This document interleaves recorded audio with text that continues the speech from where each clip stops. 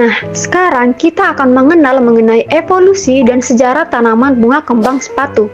Genus Hibiscus termasuk dalam keluarga Malvaceae, salah satu kelompok tanaman berbunga tertua. Hibiscus X rosa sinensis pertama kali diidentifikasi oleh Linnaeus pada tahun 1753. Bunga kembang sepatu ini berasal dari kawasan tropis dan juga subtropis Asia Timur seperti Cina maupun juga India. Tanaman ini telah dibudidayakan sejak ribuan tahun lalu dengan keindahan bunganya.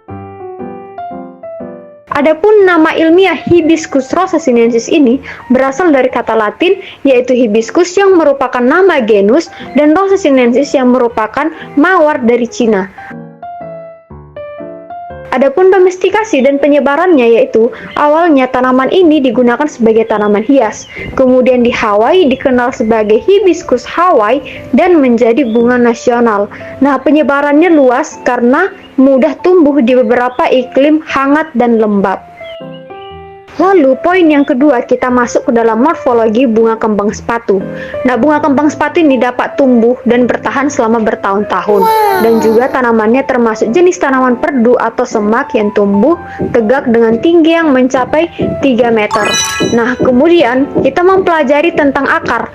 Akar kembang sepatu memiliki sistem akar-akar tunggang, kuat, dan mampu menembus tanah yang dalam, yang berfungsi menyerap air dan mineral serta menopang tanaman.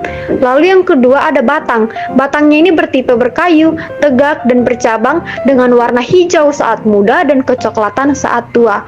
Nah, batang ini berfungsi sebagai menopang daun dan bunga serta mengalirkan air dan nutrisi.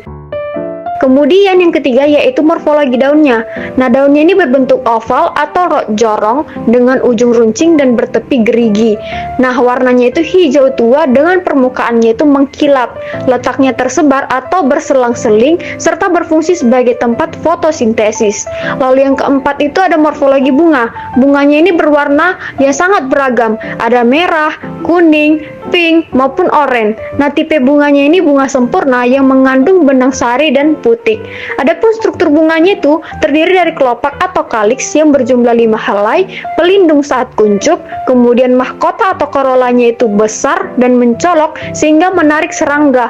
Lalu ada benang sari atau stamen, dia memiliki benang sari yang banyak dan menyatu membentuk tabung. Lalu ada putik atau pistil, terdiri dari rangkai, tangkai, dan kepala putik.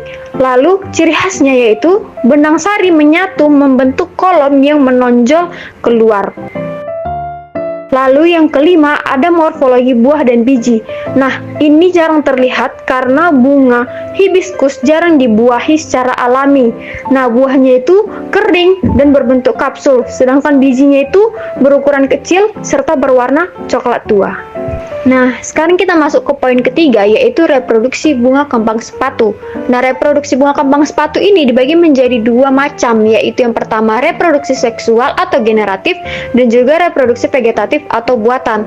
Nah, yang pertama kita bahas mengenai reproduksi seksual. Reproduksi seksual atau penyerbukan ini dapat terjadi sendiri atau autogami atau dibantu dengan serangga atau disebut juga dengan entomogami. Nah, adapun prosesnya yaitu yang pertama, serbuk sari dari benang sari jatuh ke kepala putik. Kemudian serbuk sari tersebut tumbuh menjadi tabung sari, lalu sel sperma bergerak ke bakal biji dan membuahi sel telur, sehingga terbentuklah zigot, kemudian menjadi embrio, kemudian menjadi biji, dan yang terakhir menjadi tumbuhan baru, yaitu bunga kembang sepatu. Nah, secara yang kedua yaitu reproduksi vegetatif atau buatan dengan cara stek batang. Nah, batang ini dipotong kemudian ditanam langsung. Nah, pada vegetatif ini prosesnya lebih cepat dibandingkan dengan generatif. Ciri anak tanaman dari hasil stek yaitu genetiknya identik dengan induk. Nah, poin yang terakhir yaitu manfaat dari bunga kembang sepatu. Nah, manfaatnya itu yang pertama sebagai estetika atau keindahan.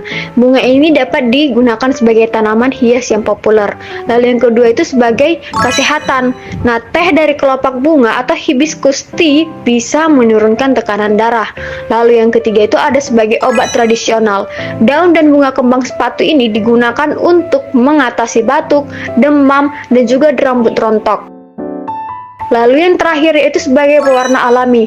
Nah, warna merah pada kelopak itu dapat digunakan sebagai pewarna makanan alami.